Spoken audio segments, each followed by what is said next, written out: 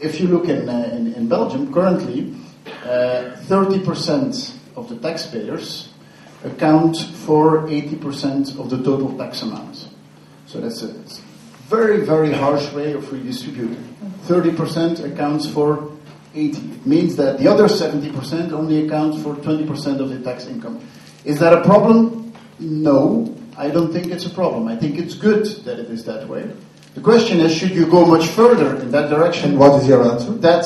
I do not think so. I do not think that you should go much, much further into that direction. We are already a country that has very high fiscal pressure, that has a high fiscal pressure, especially on the middle class and the upper middle class. And you should be very careful in going further there. Okay. Can you go further on the top incomes? Yes, you can. But the impact of that will be very, very low. The ones who are saying a tax on capital is going to solve all our fiscal problems, no, obviously not, except if you touch everyone's fiscal income, but I don't think that's the goal. Frank Vandenbroucke, very briefly, in this taxation issue, apart from these very high wages, do you think that there needs to be a change in the degree of redistribution? Well, first let me repeat what I said. There is a problem with top incomes in the market sector, for which I think taxation is a second best solution. Yeah. Maybe we should, within the market sector, try to do something and change that. But that's one thing. Secondly, on taxation, I think one of the problems, of course, is that we, at least in this country, we very much tax labor income, earned income. I think time has come to do something on capital income. Yeah, we do so, but we do so very modestly, I would say. And so I think this time has come. You need not be very much on the left to say that. Many people who are even quite on the right say this, that the structure of our taxation system is becoming anachronistic.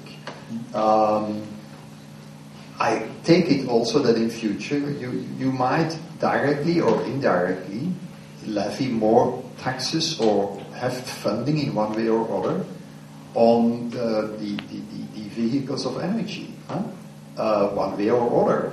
This might be linked to the EU discussion. There is a new discussion coming on EU funding, and so it's a broad issue. But I think it's kind of unavoidable to have a broad discussion on taxation, knowing that in this country people with kind of median incomes are already very heavily taxed on their earned income. That's pretty clear. Also, that's got to do with the structure of taxation. Okay. Before we go to the audience, Richard Wilkinson. Yes, I just want to say very quickly that this is not about communism. None of the countries in our data set are communist. We're not talking about perfect equality. And we say we don't know what happens if you get more equal than, I don't know, Sweden, Norway, Finland, Japan. Our data stops there. So we are completely agnostic about what happens beyond that. But it does look as if there are important advantages to getting at least as equal as that. And in Britain, as a political position, it's fairly easy for us to say, well, we have to at least halve our income differences. You don't have to do so much to get to the position of Sweden. But the idea that there's this sort of opposition between equality and freedom, that actually is why the Americans... equality used to be an American value. They lost it during the Cold War because they believed that the communist countries showed that the price of greater equality was a loss of freedom and freedom of speech and so on. But the bonus culture that is the problem now, I mean, why our societies have become more unequal in the last few decades is primarily because the rich have run away from the rest of us, and that is substantially a reflection of a lack of democracy. Those people at the top feel they don't have to explain themselves or account for themselves or answer to anyone. And how we need to deal with it is by extending democracy. by supporting all forms of economic democracy, whether mutuals, co-ops, friendly societies, employee-owned companies, all that kind of thing. The evidence suggests that they work better in terms of sort of crude figures of productivity and so on. But you see, at work, it's not only where wealth is created, but it's where the inequalities are first created.